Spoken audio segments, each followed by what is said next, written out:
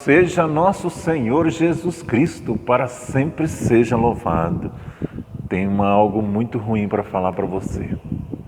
Nós ouvimos falar sobre o amor de Deus, né? Nós estamos pregando sobre o querigma em cima desse livro, né?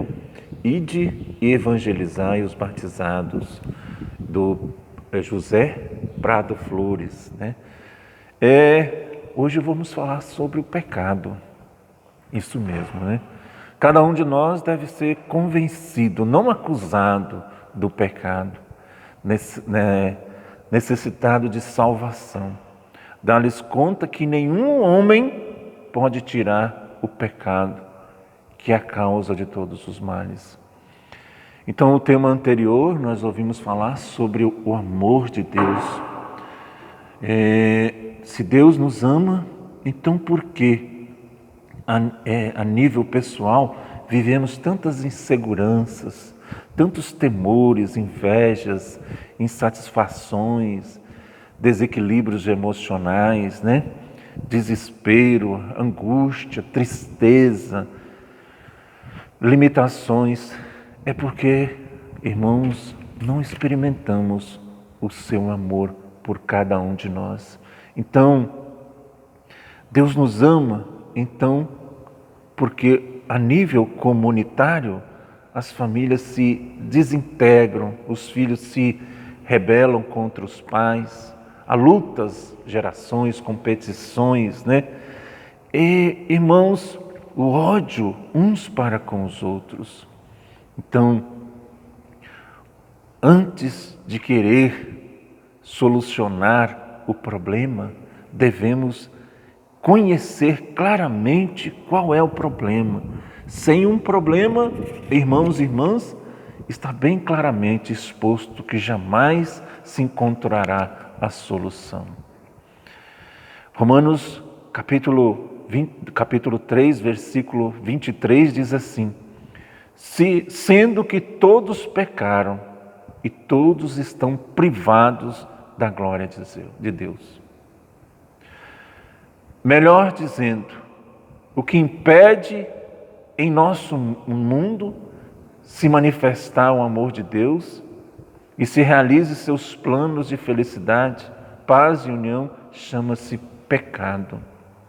O pecado é a causa de todos os males que afligem a humanidade.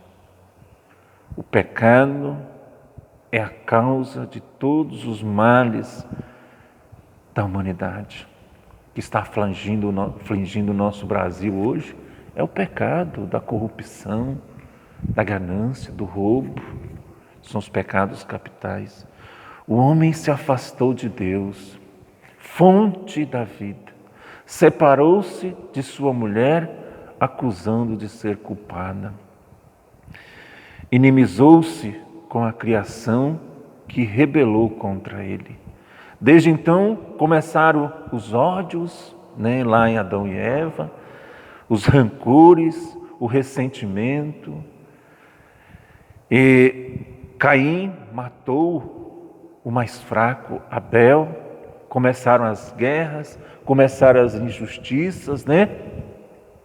E a ânsia pela riqueza de todos os males que existem no mundo. O problema que temos é que somos pecadores e, portanto, afastados do amor de Deus. Irmãos, não nos afastemos de Deus.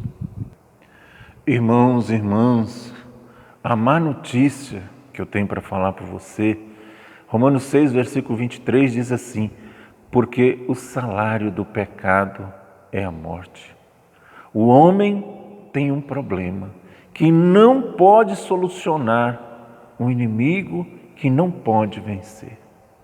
O homem, com toda a sua ciência, com todo o seu poder, é incapaz de derrubar o príncipe deste mundo e tirar o pecado desse mundo. Faz o mal que não quer e não faz o bem que propõe. O homem, irmãos e irmãs, quando eu falo homem, a mulher também, é de natureza pecadora, por isso peca. Portanto, não pode modificar a si mesmo. por suas forças, não é capaz de renovar-se e tornar-se nova criatura de Deus. O homem não pode salvar a si mesmo, porque todo aquele que quer salvar a sua vida, perde. Nenhum homem pode salvar a si mesmo. O homem tem um problema que não pode solucionar. Esta é a pior de todas as afirmações que podemos ouvir.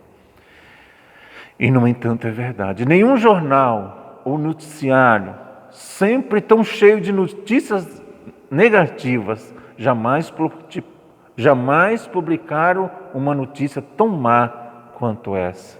No dia em que o homem quis ser Deus, no paraíso, o paraíso afundou-se no absurdo. No dia que o homem quis construir a Torre de Babel para alcançar o céu, fracassou. O homem não pode chegar até Deus. Irmãos, Deus tem um inimigo pessoal que procura afastar os seus filhos com mentira, perversões. Trata-se de Satanás, o príncipe da mentira.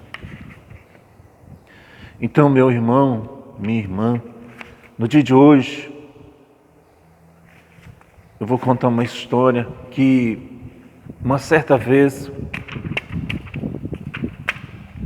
um pregador estava passeando, numa missão, e ele passou perto de uma roça e tinha uma criança que estava pegando passarinho. Tinha muitos passarinhos dentro da gaiola. E o pregador olhou para a criança e perguntou assim: meu filho, o que você vai fazer com esse passarinho? Ah, moço, lá em casa não tem comida e eu vou matar esses pássaros, mais de 30 passarinhos. Não, meu filho, não faz isso não. Não, moço, nós não temos comida, mas eu quero comprar esses passarinhos. Mas por quê? Não, eu quero comprar. Eu te dou $10 por esse passarinho. Aí o menino pegou rapidamente, deu a gaiola para o pregador. O pregador foi embora, chegou numa encruzilhada, ele soltou os pássaros, abriu a gaiola e soltou os pássaros. Alguém que assistiu a cena da criança falou: mas para que você soltou os passarinhos? Ele falou assim: assim foi Deus. Ele abriu a gaiola, ele comprou cada um de nós com seu próprio sangue. Um dia Deus encontrou Satanás e disse para ele: para de fazer tanto mal à humanidade. O que você quer para poder parar de fazer tanto mal à humanidade? O demônio olhou para Deus e disse assim: eu quero seu filho. Eu quero ver se você é capaz de deixar o seu filho ser cuspido. Eu quero ver se o Senhor é capaz de deixar o seu filho nu em cima de uma cruz. Eu quero ver se o Senhor tem coragem de entregar ele para a salvação dessas pessoas que roubam, que matam inocente, que faz toda a maldade. Deus disse assim: eu vou entregar o meu filho para salvar a humanidade. Irmãos, irmãs, a abertura da gaiola foi no momento em que Jesus foi na cruz. E lá, irmãos e irmãs, na cruz, Ele salvou a mim, salvou a você que está aí, de todo o pecado do mundo.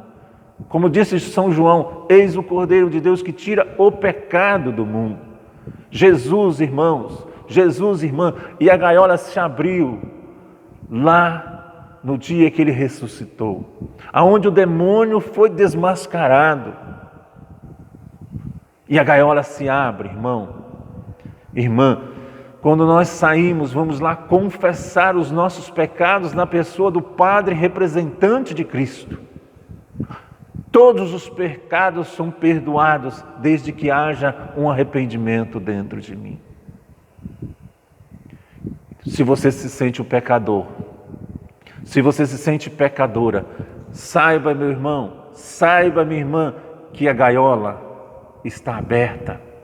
Para você fugir desse pecado, vá aqui, no Santíssimo. Aqui dentro tem Jesus Cristo que está vivo, te esperando na capela da sua igreja. Que existe uma mãe também que abre os braços para você. Deus não olha para o seu pecado, Ele olha se você está voltando. Louvado seja nosso Senhor Jesus Cristo, para sempre seja louvado. Em nome do Pai, do Filho e do Espírito Santo. Amém.